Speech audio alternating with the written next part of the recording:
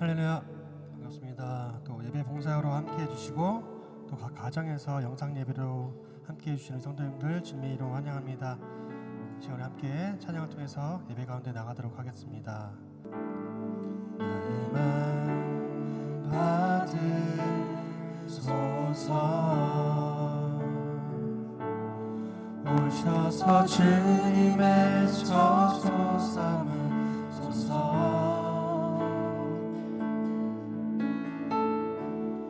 나의 전부이신 주여 내 맘을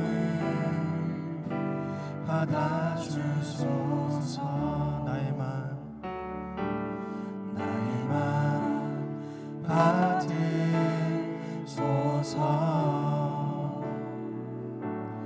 오셔서 주님의 저소 삼으소서.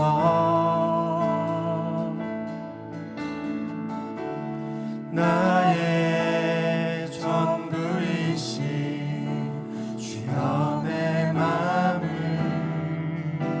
받아주소서. 나의 맘을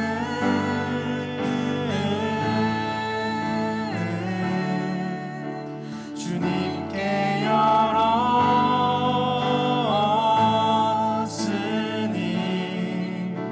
주여 내게 오셔서 내 맘에 거하여 주옵소서. 주가 기뻐하는 주의 성전 되게 하소서. 나의 맘 받으소서.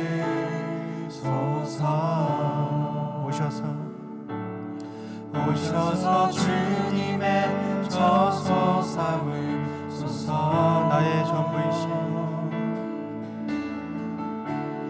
나의 전부이신 주여 내 맘을 받아주소서. 오 나의 맘을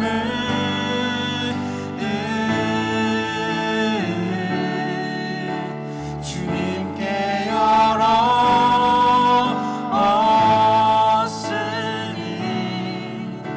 주여 내게 오셔서 내 맘에 거하여 주옵소서.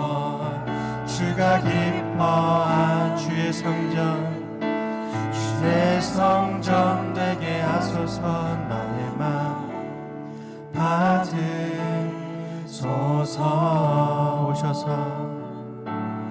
오셔서 주님의 저소 삼으소서.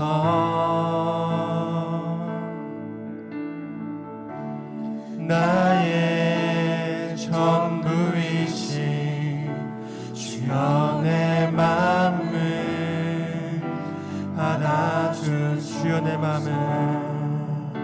주여 내 맘을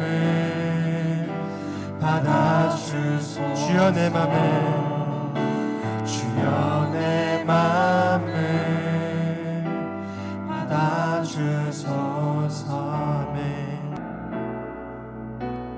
주의 보좌로 나갈 때에 어떻게 나가야 할까?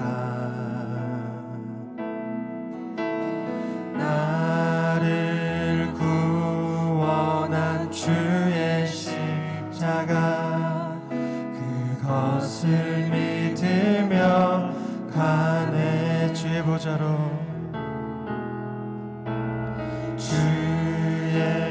보좌로 나갈 때에 나 여전히 부족하나.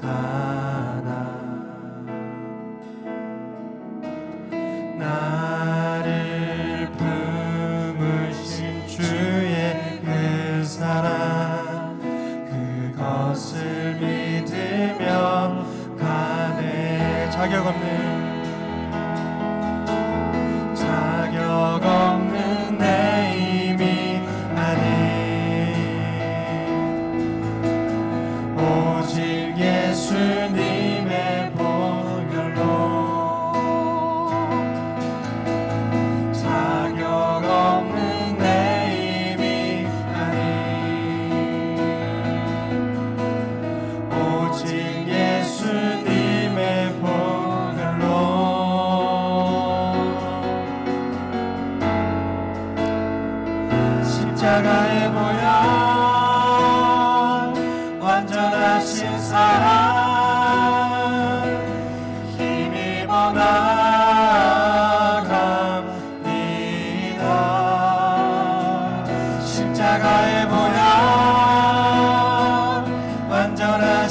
사랑 힘입어 예배하니. 우리 한 번 더 주의 보좌로, 주의 보좌로 나갈 때에 어떻게 나가야 할까? 나를 구원한 주의 십자가, 그것을 믿으며 가네. 아멘. 주의 보좌로, 주의 보좌로 나갈 때에 나 여전히 부족하나. 나를 품으신, 나를 품으신 주의 그 사랑, 그것을 믿으며 가네. 자격 없는 내 힘이 아니, 오직 예수님의 보혈로. 자격 없는 내 힘이 아니, 오직 예수님의 보혈로.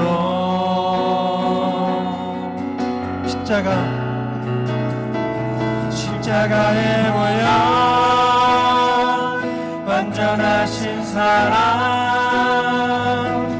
힘입어 나갑니다. 십자가의 보혈, 완전하신 사랑 힘입어 예배하니. 십자가의 보혈, 십자가의 보혈, 완전하신 사랑 힘입어 나갑니다.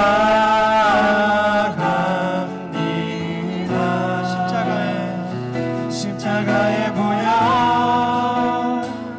완전하신 사랑 힘입어 예배합니다.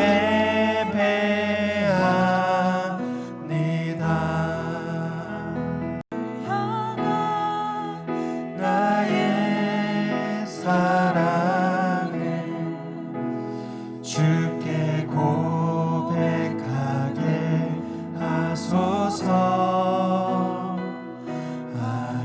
아름다운 주의 그늘 아래 살며 주를 보게 하소서.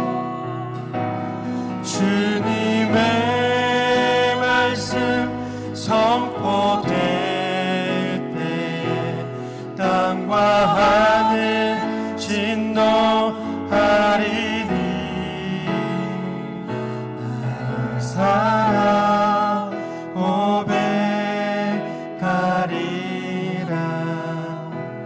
나의 구주 나의 진. 부드러운 주의 속삭임. 나의 이름을 부르시네. 주의 능력 주의 영광을 보이사 성령을 부으소서. 메마른 곳 거룩해지도록 내가 주를 찾게 하소서. 내 모든 것 주께 드리리.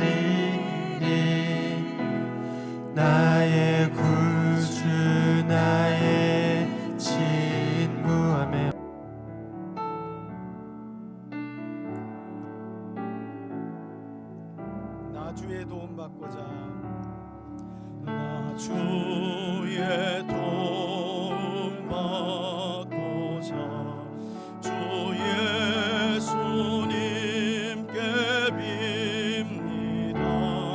그 구원 허락하시사 날 받아주소서. 내 모습 이대로 내 모습 이대로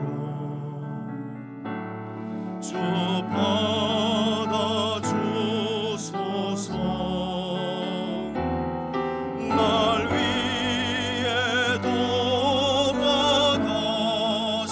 주 날 받아주소서.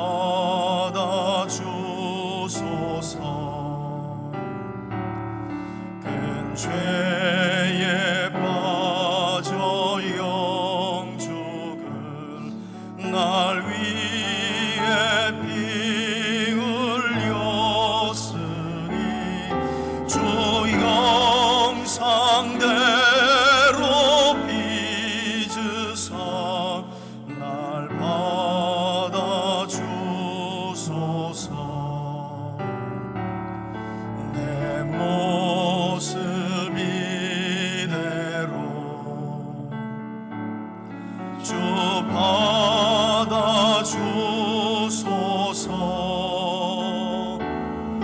날 위해 돌아가신 주 날 받아주소서. 내 힘과 결심 약하여 늘 깨어지기 쉬우니 주 이름으로 구원해 날 받아주소서.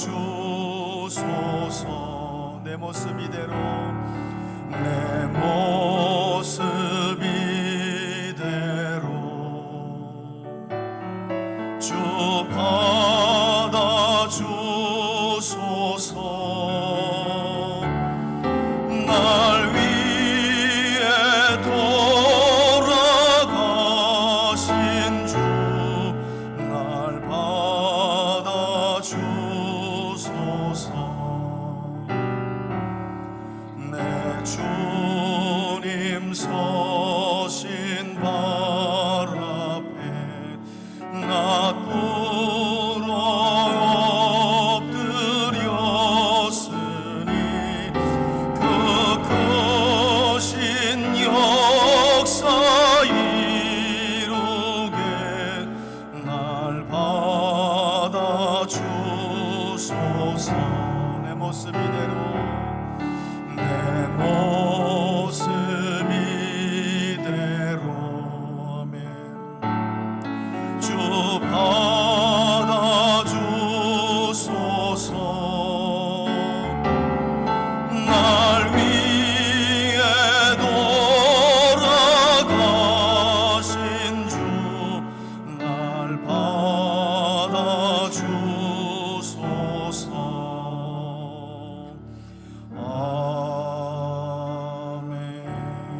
하겠습니다. 하나님은 예로부터 나의 왕이셨으며 사람에게 구원을 베푸셨나이다. 낮도 주의 것이요 밤도 주의 것이라. 주께서 빛과 해를 마련하셨으며 주께서 땅의 경계를 정하시며 주께서 여름과 겨울을 만드셨나이다. 아멘. 사랑의 하나님 아버지, 복되고 거룩한 주일에 저희들 모여 주님께 영광과 찬양을 드릴 수 있도록 허락하심을 감사드립니다. 지난 한 주도 주님의 주권자 되심을 인정하고 주님께 순종한다고 하면서도 우리 손에 가진 것을 내려놓지 못하는 저희들의 연약함과 죄를 고백하오니 용서하여 주시옵고 주님의 흠없고 온전하심으로 저희를 이끄시고 동행하여 주옵소서. 저희는 지금 코로나라는 전염병을 비롯한 여러 가지 고난 가운데 있습니다.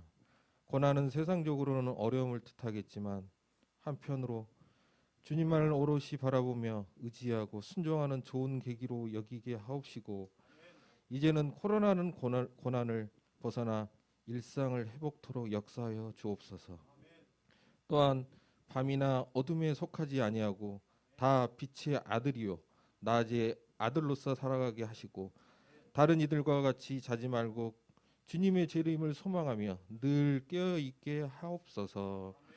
단위에 세우신 담임 목사님과 그 가정에도 영육간의 강건함을 허락하시고 지혜와 능력을 더하여 주옵소서. 또한 오늘 예배를 돕는 모든 손길들을 기억하시고 병들고 상처받은 모든 자들에게는 치의 손길로 어루만져 주옵소서. 특히 코로나 상황으로 여러 가지 어려움을 겪고 있는 지체들을 돌보시고 주님의 역사하심으로 그 문제를 해결하여 주시옵소서. 주님의 살아계심을 고백하며 이 모든 말씀 주 예수님의 이름으로 기도합니다. 아멘. 예, 오늘 우리에게 주시는 하나님의 말씀은 레위기 2장의 말씀입니다. 2장 1절부터 10절까지의 말씀 우리가 함께 교독하도록 하겠습니다. 누구든지 소재의 예물을 여호와께 드리려거든 고운 가루로 예물을 삼아 그 위에 기름을 붓고 또 그 위에 유향을 놓아 아론의 자손 제사장들에게도 가져갈 것이요 제사장은 그 고운 가루 한 움큼과 기름과 그 모든 유향을 가져다가 기념물로 제단 위에서 불사를 지니 이는 화제라 여호와께 향기로운 냄새니라. 그 소재물에 남은 것은 아론과 그의 자손에게 돌릴지니 이는 여호와의 화제물 중에 지극히 거룩한 것이니라. 내가 화덕에 구운 것으로 소재의 예물을 드리려거든 고운 가루에 기름을 섞어 만든 무교병이나 기름을 바르는 무교전병을 드릴 것이요 철판에 묻힌 것으로 소재 예물을 드리려거든 고운 가루에 누룩을 넣지 말고 기름을 섞어 조각으로 나누고 그 위에 기름을 부을지니 이는 소재니라. 내가 냄비의 것으로 소재를 드리려거든 고운 가루와 기름을 섞어 만들지니라. 너는 이것들로 만든 소재물을 여호와께로 가져다가 제사장에게 줄 것이요 제사장은 그것을 제단으로 가져가서 그 소재물 중에서 기념할 것을 가져다가 제단 위에서 불사를 지니 이는 화제라 여호와께 향기로운 냄새니라. 다 같이요. 소재물에 남은 것은 아론과 그의 아들들에게 돌릴지니 이는 여호와의 화제물 중에 지극히 거룩한 것이니라. 아멘. 예, 할렐루야. 예.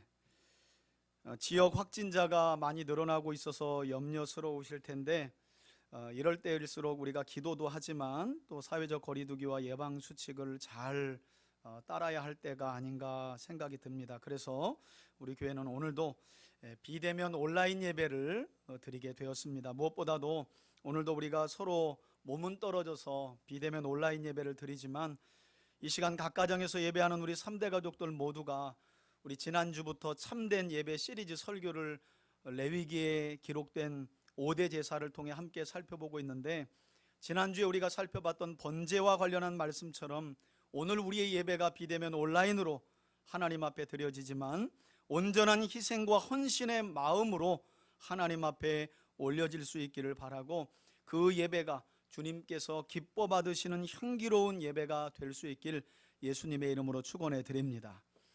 여러분, 지난 주일 우리는 레위기 1장의 말씀을 함께 살펴보았습니다. 하나님께 특별한 부르심을 받은 열방 중에서 하나님께 특별한 선택과 부르심을 받은 이스라엘 백성들, 그들의 이름은 무엇보다도 예배자였습니다. 우리도 마찬가지죠. 하나님 앞에 우리가 그리스도인으로서 하나의 이름을 가지고 선다면 아마도 그것은 반드시 예배자일 것입니다. 그래서 우리는 지난주에 레위기 1장의 말씀을 통해 무엇보다도 하나님을 예배하는 예배자로 부름받은 이스라엘 백성들에게 주신 율법의 말씀들 가운데 첫 번째 번제에 관한 말씀 속에서 자원하여 드리고 최고와 최선의 예물을 완전하게 태워 드림으로 하나님 앞에 향기로운 냄새로 올려 드려야 하는 것이 바로 예배다라고 하는 교훈의 말씀을 함께 나누었습니다. 오늘 이제 우리가 레위기 1장 번제에 이어서 2장에 기록된 소제에 관한 말씀을 함께 살펴보려고 하는데요. 마찬가지입니다. 여러분, 레위기에 기록된 5가지의 제사, 레위기의 서두는 하나님과 하나님의 백성과의 관계에서 가장 중요한 지침들이 기록되어 있어요. 그것을 가리켜 하나님은 1번이 예배다 이렇게 말씀하시고, 그 예배가 무엇이고 예배를 드리는 예배자의 태도와 자세는 어떠해야 하며 무엇보다도 예배의 대상인 하나님이 누구신지를 오늘도 번제에 이어서 소제를 통해 우리에게 교훈하고 계시다는 것입니다. 그래서 오늘도 이 부분에 대해서 우리가 소제에 관한 말씀을 통해 함께 좀 살펴보려고 하는데요. 여러분, 오늘 본문을 우리가 함께 읽었지만 지난주 레위기 1장에 등장하는 번제에 이어서 오늘 우리가 함께 살펴보는 레위기 2장의 소제의 가장 큰 차이점이 있다면 뭘까요? 여러분, 가장 큰 차이점은요, 바로 예물의 종류가 다르다는 것입니다.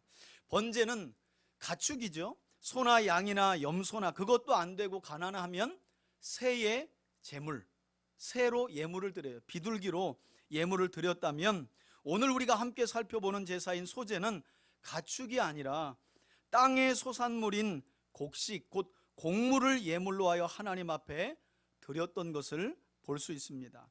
자, 그럼 곡물을 예물로 드렸던 소제는 어떤 상황 속에서 드려졌느냐? 사실 그런 내용들은 우리 성경에 자세하게 기록이 안 돼 있어요. 여러분, 소제는요, 주된 제사가 곁들여 드려지는 제사예요. 번제와 함께. 물론 소제는 단독으로 드리기도 했습니다. 심지어 유대 전승에는 이 소제에 관한 특별한 설명이 나와 있는데, 여러분, 우리가 이제 이후에 볼 거지만 속죄제나 속건제는 드리려거든이 아니에요. 죄를 범하면 반드시 드려야 하는 제사가 속건제요, 속죄제예요. 그런데 이때 속죄제와 속건제의 제물은 가축입니다. 가축. 그런데 유대 전승에는 어떤 이야기가 전해지고 있느냐? 이스라엘 사회에서 죄를 범하였지만 극빈자들의 하나요, 정말 가난한 자들의 하나요, 하나님은 어떤 예물을 받으시고 곡물의 고운 가루의 예물을 받으시고도 그들의 죄를 속죄해 주시고 용서해 주셨다는 거예요. 다시 말해서 레위기의 이 제사법들이 지금으로부터 3400년 전 제정된 법이지만 공의로우시고 정의로우신 하나님 앞에서는 우리가 흔히 말하는 유전무죄, 무전유죄란 있을 수 없다는 거죠. 이게 바로 우리가 소망하는 하나님 나라의 본질이기도 합니다. 똑같은 죄를 짓고도 여러분, 이 법이 정해진 지 지금 3400년이 지났어요.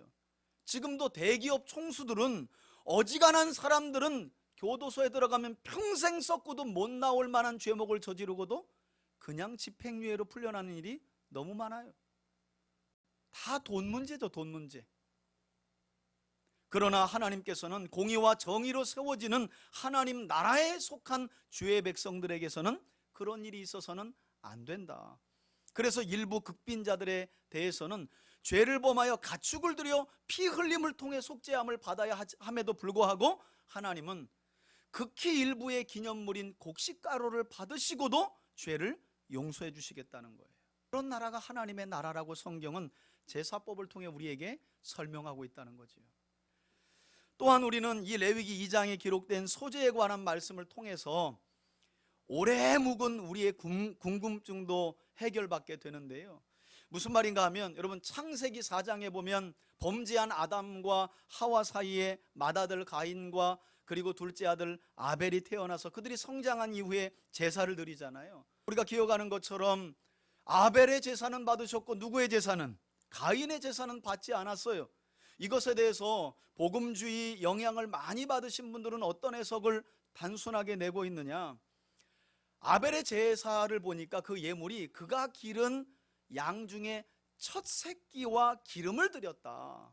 그래서 하나님이 아벨의 제사를 받으신 거고, 반면에 가인은 뭘 드려요? 땅의 소산물인 곡식을 드렸기 때문에 하나님께서 기뻐 받으신 것이 아니다. 거기에다가 거의 쐐기를 박는 성경 구절을 들이대죠. 어떤 것을요? 히브리서 9장 22절에 보니까 피 흘림이 없은즉 죄사함이 없다. 그래서 하나님이 곡물로 드렸던 가인의 제사는 폐하시고 피 흘림으로 드렸던 양의 첫 새끼를 구별하여 드렸던 아벨의 제사는 기뻐 받으신 것이다 라는 억지 해석을 내놓고 또 많은 분들이 실제로 그렇게 알고 계시다는 거예요. 여러분, 만약에 그렇다면요, 오늘 레위기에 와서 우리는 이상한 하나님을 경험하게 되는 거예요. 창세기에서는 하나님 마음대로 가축을 드려야 그것을 기쁘게 받으셨던 하나님이 갑자기 레위기에 와서는 곡물도, 우리 지난주에 번제를 드리면서 번제의 종류에 대한 이야기를 했죠. 하나님이 입맛이 까다로워서 소를 드려라, 양을 드려라, 염소를 드려라, 그리고 그것도 없으면 비둘기를 드려라, 하나님이 이랬던 것이 아니었다고 제가 말씀을 드렸잖아요. 그런데 해석을 그렇게 해놓고 보면 레위기에 와서 곡식의 예물로 나에게 제사를 드려라 하시는 하나님이 이상한 하나님으로 여겨지는 거예요. 사실 레위기까지 올 것도 없습니다. 여러분 창세기 4장을 명확하게 보시면 하나님께서 왜 가인의 제사를 받지 않으시고 아벨의 제사를 받으셨는지 명확하게 나와요. 창세기 4장을 보시면 성경은 이렇게 기록되어 있습니다. 하나님께서 가인과 그의 예물은 받지 않으시고 아벨과 그의 예물은 받으셨다는 거예요. 여러분 제사의 형식과 절차 너무 중요합니다. 뭘 구별해서 정성껏 준비해서 하나님께 드리느냐, 그것도 중요해요. 그러나 하나님께서 가장 귀하게 보시고 크게 보시는 것은 뭐라고요? 예배자 그 사람의 중심이에요. 한 주간 그 사람이 예배자로서의 삶과 그 중심을 가지고 살았느냐를 하나님이 보셨기 때문에 가인과 가인의 예물을 받지 않으셨던 거예요. 저는 그런 점에서 오늘 소재에 관한 말씀을 저와 여러분들이 함께 나눌 텐데요, 이렇게 예배자의 삶과 중심을 먼저 보시고 귀하게 보시는 하나님을 기억하며 예배가 무엇이고 예배자의 태도는 어때야 하며 예배를 받으시는 하나님이 누구신지를 바르게 깨닫는 우리 3대 가족들이 될 수 있기를 예수님의 이름으로 축원해 드립니다. 여러분 오늘 본문으로 한번 들어가 볼까요? 레위기 2장 1절 말씀을 한번 보시겠어요? 가장 먼저 하나님께서는 곡식을 예물로 드리는 소재에 대해서 설명하시면서 1절에서 3절까지는 첫 번째 요리를 하지 않은 채 드리는 소재물에 관한 말씀을 설명하고 계세요. 1절입니다. 1절에 보니까 누구든지 그래요. 다시 말해서 번제와 마찬가지로 소재 역시 반드시 드려야 하는 제사가 아니라 어떤 사람들, 자원하는 사람들의 제사였다는 거예요. 이 소재물의 예물을 여호와께 드리려거든, 자 어떤 방법으로 드려야 하느냐, 여기 중요한 말씀이 나오죠. 고운 가루로 예물을 삼아. 그러니까 소재의 예물은 땅에서 거둔 곡식과 곡물을 그대로 하나님 앞에 갖다 태워 바치는 것이 아니라 어떻게 해요? 그것을 고운 가루로 미리 가정에서 빻아와서 준비한 상황에서 가져와야 한다는 거예요. 여러분 여기에 쓰인 고운 가루라는 우리말이 성경 원어인 히브리어로는 한번 따라해 볼까요? 이럴 때 히브리어 해보죠. 언제 해봐요? 솔레트. 여러분 이 고운 가루라는 표현이 히브리어로는요 솔레트라고 쓰여 있는데, 이 솔레트라고 하는 단어는 본래 무엇인가를 이렇게 눌러서 뭉개서 가루로 만든 고운 가루를 뜻해요. 그러나 그것만 있는 것이 아니라 이 솔레트는요 밀가루가 갖는 최상의 상태를 말해요. 그러니까 좋은 것, 최상의 것을 하나님 앞에 드려야 한다는 의미가 이 고운 가루 안에 들어가 있다는 거예요. 자, 그래서 흥미롭게도 여러분 기억해 보시면 창세기 18장에서 믿음의 조상인 아브라함이 하나님과 두 천사가 사람의 모양으로 아브라함의 집을 지나갈 때 누군지 모르고 사람의 모양으로 나타난 하나님과 두 천사를 아브라함이 자기 집에 들여서 사라에게 명하면서 손님 대접을 극진하게 하는 장면이 나오잖아요. 여러분 이렇게 알고 나면 되게 성경이 재밌어요. 한 단어도 놓칠 수가 없어요. 성경은 명확하게 창세기 18장에 아브라함이 사람의 모습으로 나타난 하나님과 두 천사를 자기 집에 강권하여 들인 후에 뭐라고 얘기하냐면 6절에 자기 아내 사라에게 명합니다. 가서 여보 가서 고운 가루 세 수알을 가져다가 반죽하여 떡을 만들어 오게 그래요.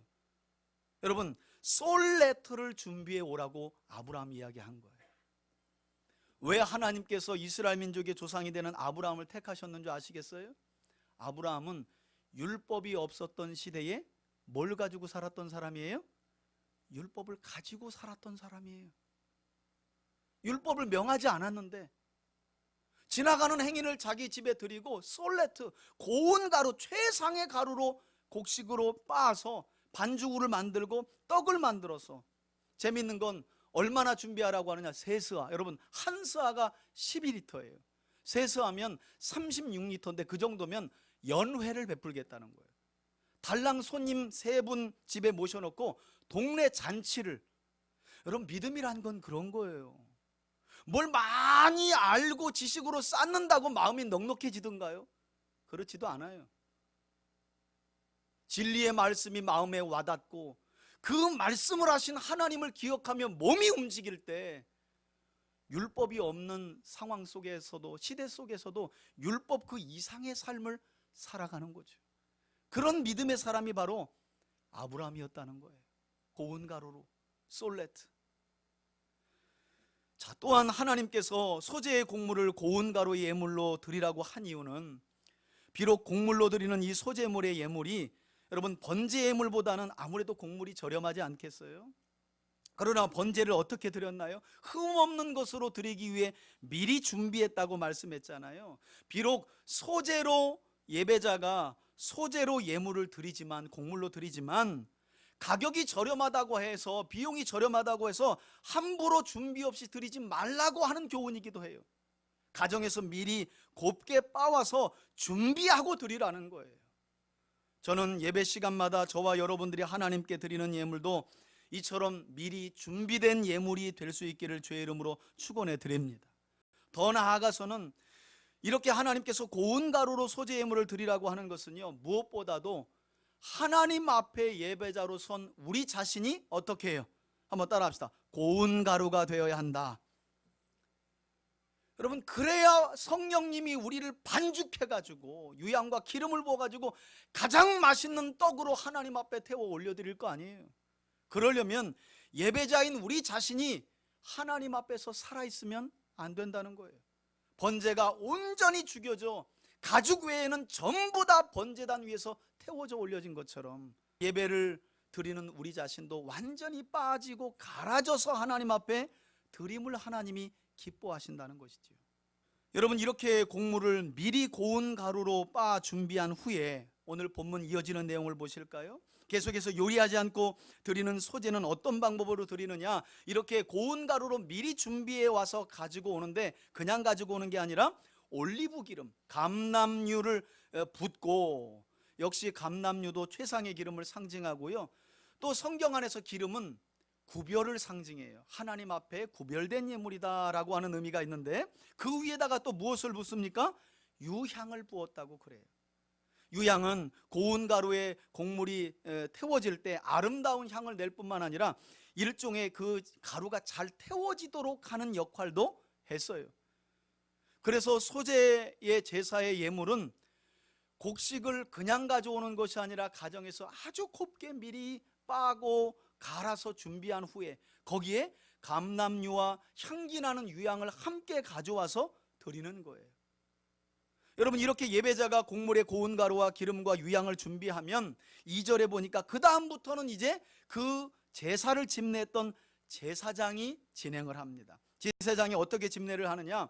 2절 보시면 그것을 아론의 자손 제사장들에게로 가져갈 것이, 그리고 그 다음부터는 제사장이 그 고운 가루 얼만큼을요? 여러분, 전부 다가 아니에요. 자루로 드리면 자루로 드리는 전부가 아니라 한 움큼을, 자, 어느 정도였느냐? 저를 한번 보세요. 여러분, 이만큼이었어요. 이만큼이 아니라 가루는 이렇게 잡아요. 여러분, 이렇게 손가락을, 엄지손가락과 새끼손가락을 펴고 가루를 한번 잡아보셨나요? 정말 안 잡혀요. 아주 극히 일부만 이 손가락 안에 들어가요.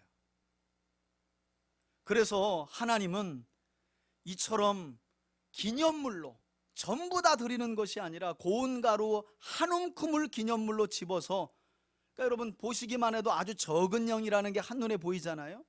기념물만을 하나님이 받으신다는 거예요. 다시 말하면 이 정도의 예물이 없어서 하나님께 나아가지 못한다는 말은 할 수 없도록, 아무리 극빈자라도 하나님을 예배할 수 있도록 하나님께서 이처럼 배려해 주신 거예요.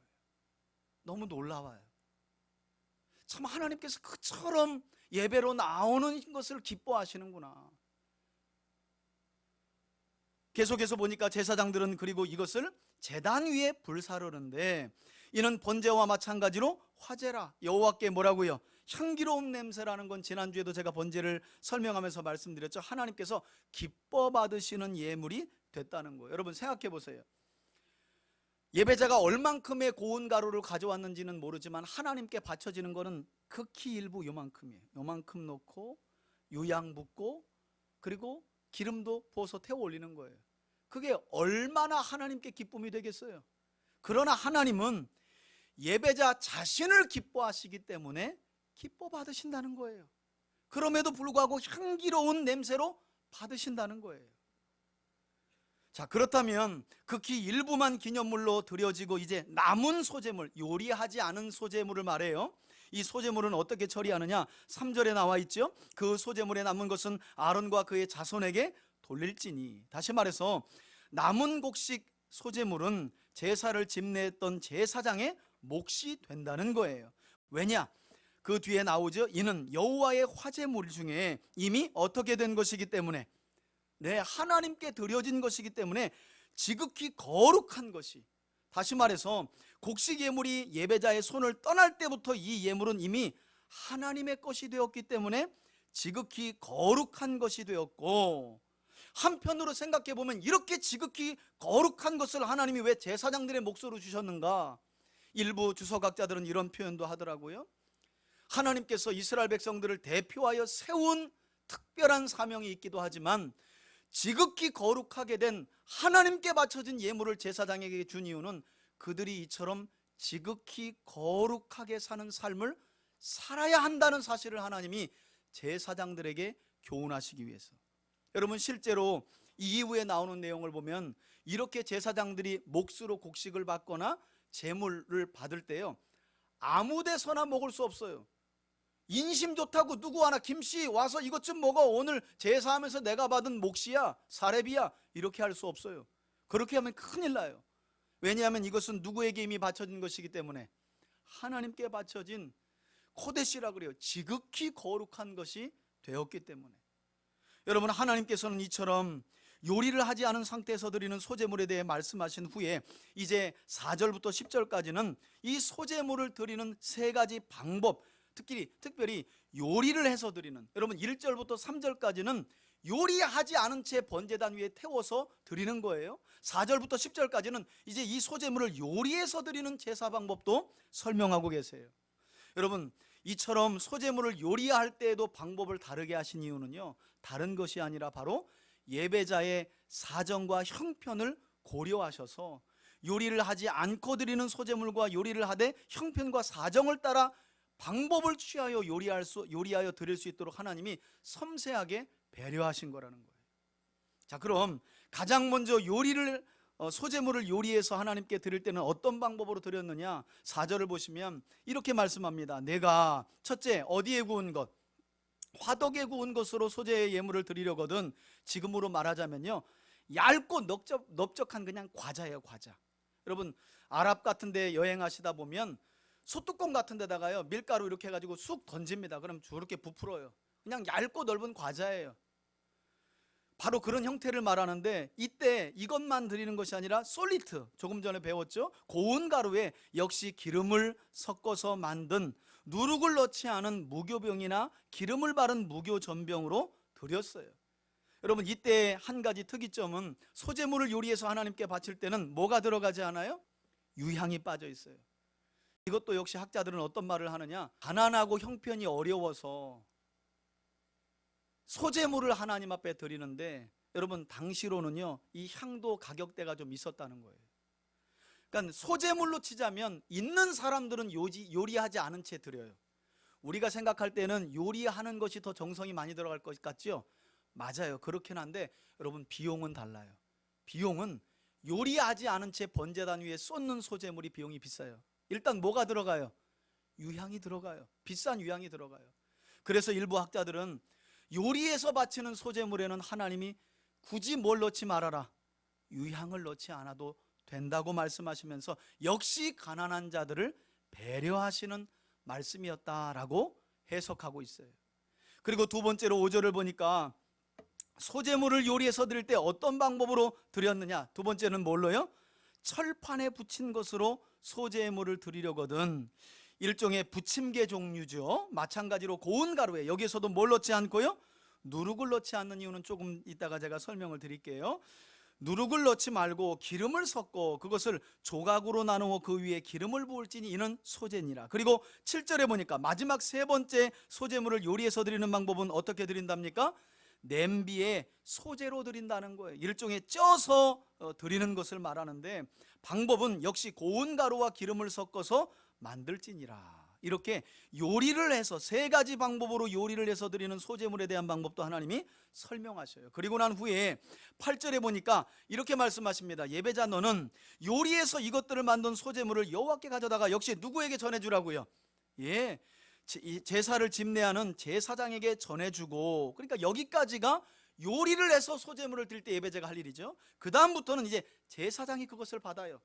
그것이 화덕에 구운 것이든 철판에 구운 것 붙인 것이든 냄비에 찐 것이든 이것을 제사장이 이제 받아가지고 번제단으로 가져가서, 마찬가지로 9절에 보니까 그 소제물 중에서 얼마만, 여러분 기념할 것만, 그러니까 극히 일부의 소제물만을 가져다가 제단 위에서 불사른다는 거예요. 하나님은 이것을 화제라고 말씀하시고 역시 향기로운 냄새로 기뻐 받으신다고 말씀해요. 여러분, 이처럼 우리 하나님은 예배자의 형편이 괜찮아서 고운 가루에 기름과 거기에 유향까지 넣어서 소제물을 태워 드려도 기뻐하시고, 극빈자로 형편이 어려워서, 여러분 음식을 만들 때 도구가 다르잖아요. 가사 살림을 보면 벌써 달라요. 음식을 할 때도 도구가 다르다니까요. 형편 따라서 할 수 있도록 하나님이 이처럼 배려하신 거예요.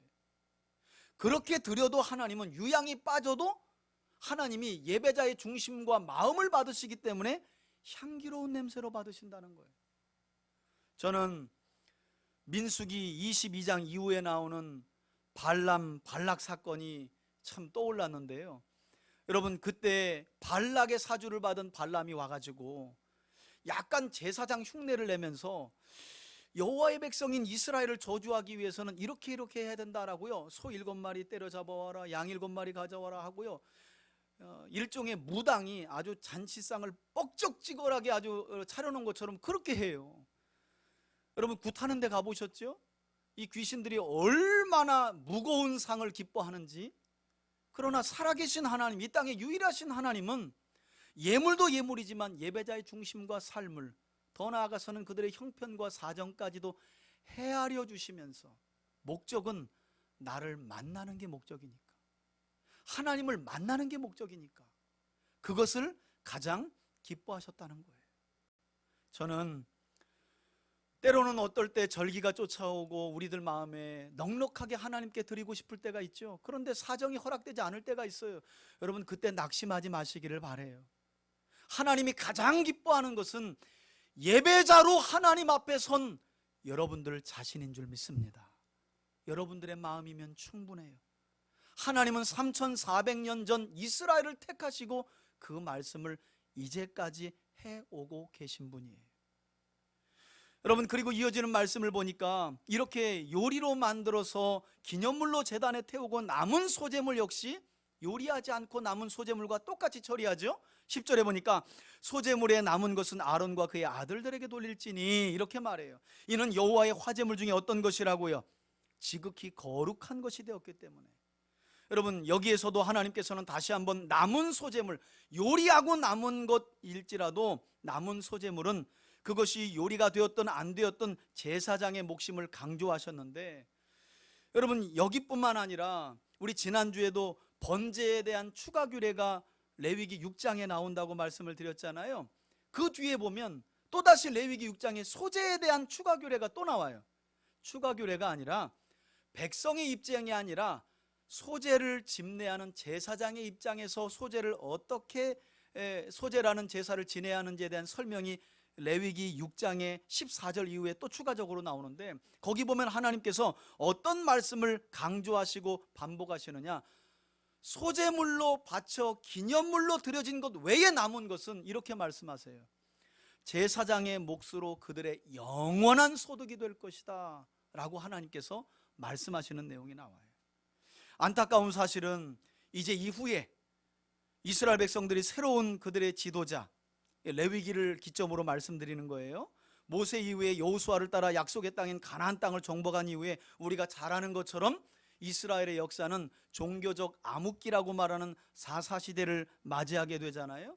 이때 사사기를 기록한 사사기 저자가 사사시대의 배경을 우리에게 어떻게 설명하느냐, 충격적이게도 레위 지파에 속한 모세의 손자 요나단마저도 이스라엘 백성들이 하나님께 드려야 할 정한 예물을 드리지 않으므로 미가라고 하는 한 부잣집 개인의 집의 제사장으로 전락해가지고, 한 집의 제사장이요, 이스라엘 백성들에게 율법을 가르치고 제사를 가르치는 것이 아니라 부잣집 한 집에 들어가가지고 뭐 양복 좀 얻어 입고 사례비 준다니까 그 집의 축복을 빌면서 예배를 드려주는, 여러분 이 사람이 누구라고요?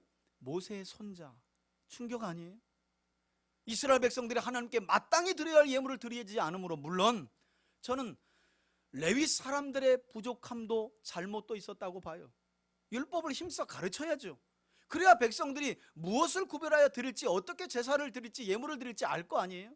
저는 쌍방과실로 보는데 여하튼 사사기를 보면 그렇게 안타까운 일도 벌어졌다는 거예요.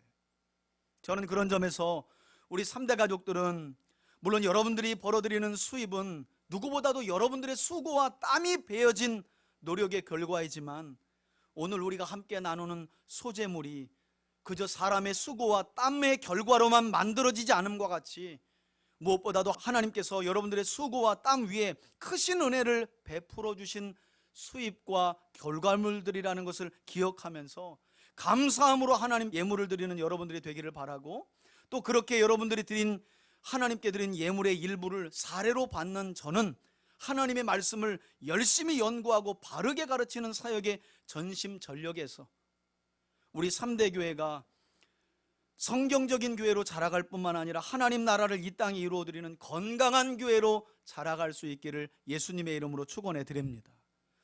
여러분, 코로나 상황 때문에 지금은 더 어렵잖아요. 지금 뭐 목사님들요, 상가교회 수두룩하게 문 닫고요, 오토바이 사가지고 배달하고 있어요. 대리기사 한 지는 오래됐고요. 뭐 하겠다고, 교회 월세 내야 되니까. 오래전부터 제가 말씀드렸잖아요. 이럴 때에 우리가 조금 더 마음을 넣어서 신실하게 목회하시는 분들 교회 월세라도 한 번 더 내드리면 얼마나 좋을까. 그래서 우리가 절기로 드리는 것들은 대부분 그렇게 소진하면서 나누어 드리잖아요. 앞으로 이런 상황들이 더 기가 막힌 상황들이 벌어질 텐데 참 안타까워요. 그래도 큰 교회는 온라인으로도 헌금을 잘 내시기 때문에 내시는 분들이 있어서 유지가 되는데, 개척교회 상가교회는 이미, 여러분 교회를 나와도 예물을 잘 안 드리는데 온라인으로 드리겠어요? 쇼핑하면서 송금하는 거는 그냥 손가락이 너무 잘 가죠. 3일 오면 도착하니까. 그런데 하나님께 드리는 예물은 이렇게 아까워요. 저는 감히 말씀드려요. 이것은 여러분들 스스로가 사사기를, 여러분 개인과 가정과 이 사회 사사기를 초래하는 결과예요. 저는 그런 결과가 우리 교회나 한국교회에 더 이상 벌어지지 않았으면 좋겠어요. 마땅히 드려야 할 것을 하나님 앞에 감사함으로 드리면 되는 거예요. 그리고 그것을 받은 목회자는 다른 일 하면 안 되죠. 열심히 하나님의 말씀을 연구하고 바르게 가르쳐야 하는 거예요. 그래야 건강한 하나님 나라가 이 땅에 이루어지게 돼요. 사사시대가 벌써 우리 코앞에 와 있다고 학자들이 이야기하지 않습니까? 여러분, 오늘 본문으로 한번 다시 보시겠어요? 그리고 이어지는 11절에서 13절까지의 말씀을 보시면 소제를 드릴 때 소제물에 첨가해서는 안 될 것, 지금까지는 요리해서 드리는 소제물, 그리고 요리하지 않고 드리는 소제물에 대해서 설명했다면, 이 소제물에 절대 들어가서는 안 될 것과 반드시 들어가야 할 것도 11절 이후에 하나님이 설명하세요. 너희가 여호와께 드리는 모든 소제물에는 뭘 넣지 말라고요? 여기 나오죠? 누룩을 넣지 말지니 너희가 누룩이나 무엇도 넣지 말라고요. 꿀을 여호와께 화제로 드려 사르지 못할지니라. 여러분, 본래 누룩은 가루의 반죽의 본래 모습을 부풀게 하거나 변형시키는 성질을 가졌죠. 그래서 하나님께서는 하나님께 드리는 예배와 예물에 있어서는 이처럼 본래의 모양을 변형시키는, 이것을 우리가 적용한다면 외식과 가식을 말하죠. 이런 예배와 예물을 하나님이 기뻐하지 않으신다는 거예요. 그것을 교훈하기 위해서 뭘 넣지 말아라. 빵의 모양을 바꾸는 누룩을 넣지 말고, 맛을 변케 하는 뭘 넣지 말아라.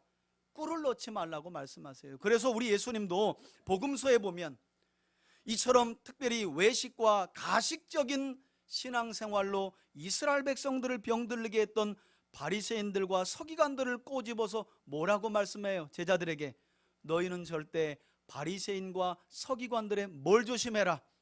누룩을 조심해라.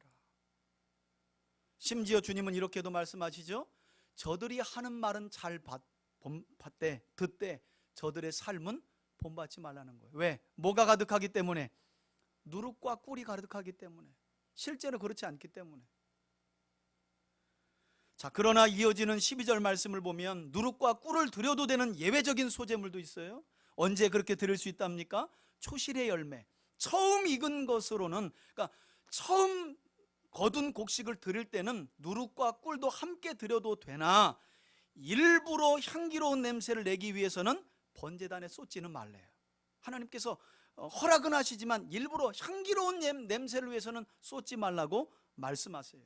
여러분, 그러나 13절에 보니까 요리를 하지 않고 드리는 소제물이든 반대로 요리를 해서 드리는 소제물이든지 간에 모든 소제물에는 반드시 이걸 넣으라고도 하나님이 말씀하시네요. 13절을 보세요. 내 모든 소제물에 반드시 뭘 넣으라고요? 소금을 치라 그래요. 왜냐? 이것은 내 하나님의 어떤 소금, 이게 중요하죠.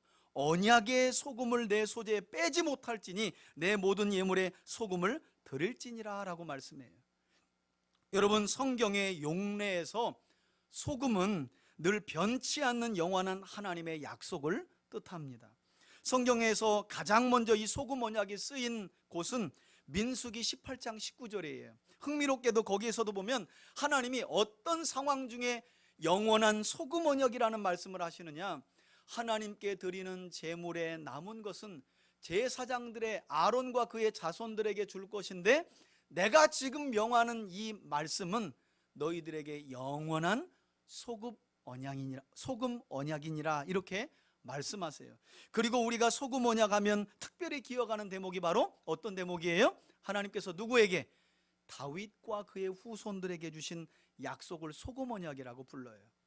특별히 역대하 13장 5절에 보시면 하나님께서는 다윗과 그의 후손들에게 이스라엘의 왕권을 영원히 견고하게 주시겠다는 약속을 하시면서 뭐라고 하셨느냐? 내가 너와 내 후손에게, 다윗을 말합니다, 영원한 소금 언약을 주리라 그래요.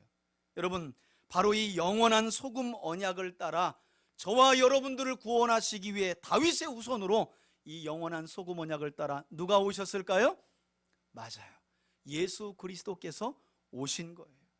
예수님이 이 영원한 소금 언약으로 오신 거예요. 흥미로운 사실 몇 가지를 더 설명드릴까요? 여러분, 영원한 소금 언약이라고 하는 용례는 성경에만 쓰이는 게 아니에요.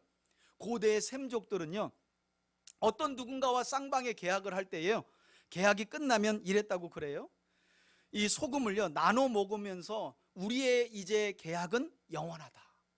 심지어는 지금까지도 이스라엘 땅에 거주하는 유목민들인 베두인족들은 누군가와 쌍방으로 계약을 맺고 나면 뭐라고 계약을 마지막 성사하느냐, 도장을 꽉 찍는 행위가 뭐냐면 우리 사이에는 소금이 있습니다, 이렇게 계약을 마친다는 거예요.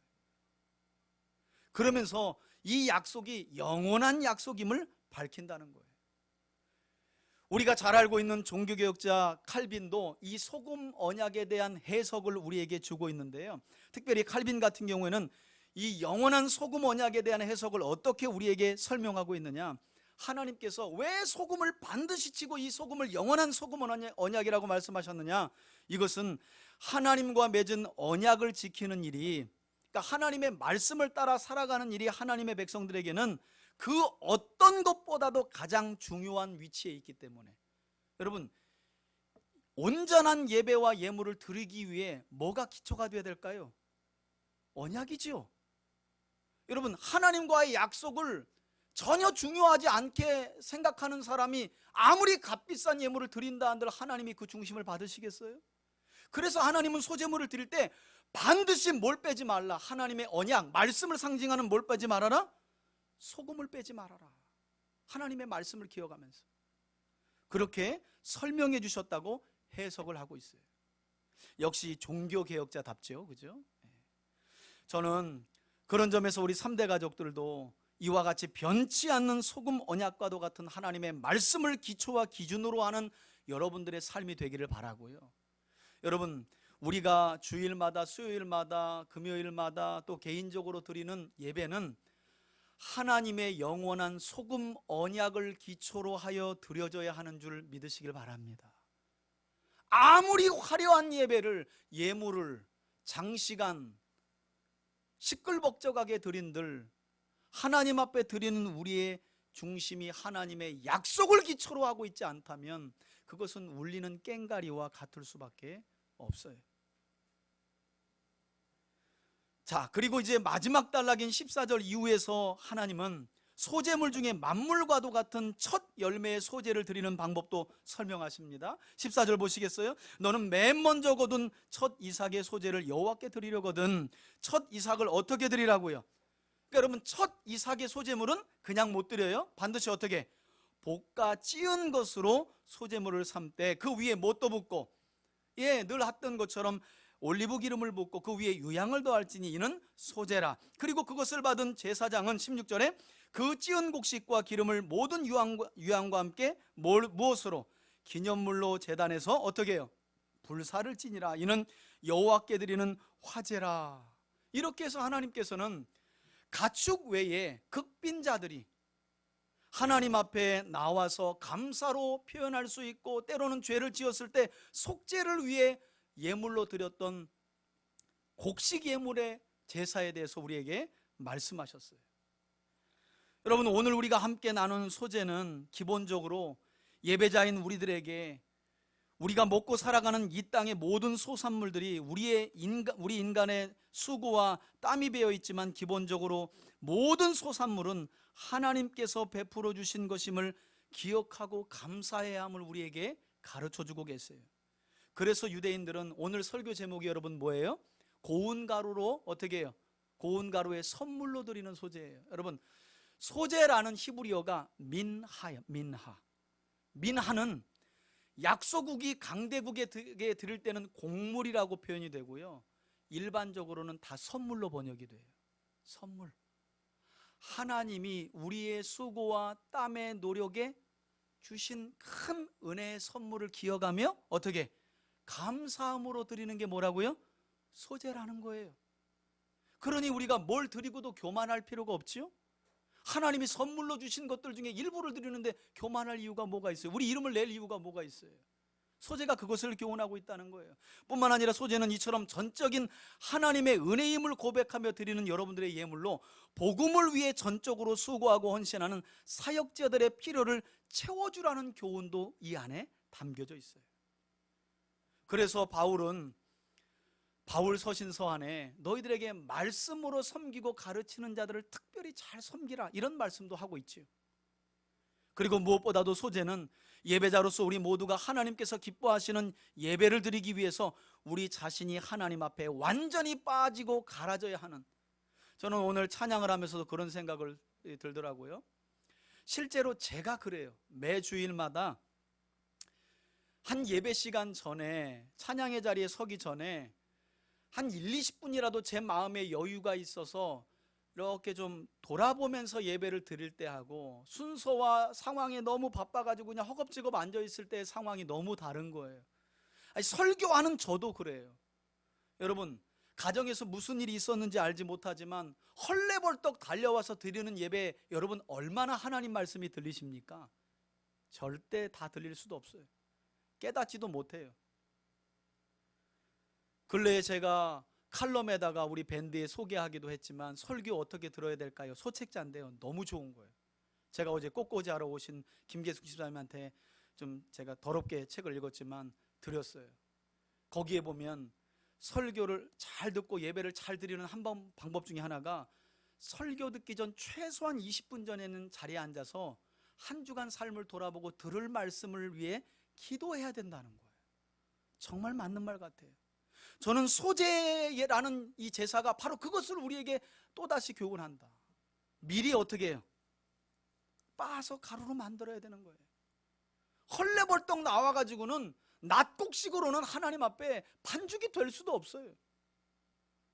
저는 그런 점에서 대면이든 비대면이든 우리 3대 가족들의 예배가 이처럼 우리 자신을 온전히 갈고 빻아서, 그래서 예배 시간을 통해 하나님이 우리를 마음껏 주물러서 가장 최고의 떡을 만들어 하나님이 드시고 받으시기에 기뻐 받으시는 그런 향기로운 예물과 그리고 예배가 될 수 있기를 예수님의 이름으로 축원해 드립니다. 이제는 우리 주 예수 그리스도의 은혜와 하나님 아버지의 사랑과 성령의 교통하심이 소제를 통해 예배자의 형편과 사정을 헤아리시되 그 예배자의 중심이 온전히 갈아지고 빠져 최고와 최선의 것으로 드려지기를 기뻐하시고 소원하시는 하나님을 기억하며 돌아가는 우리 교우들 머리머리 위에, 저들의 가정과 기업과 자녀들 위에 이제로부터 영원토록 함께 계실지어다. 아멘.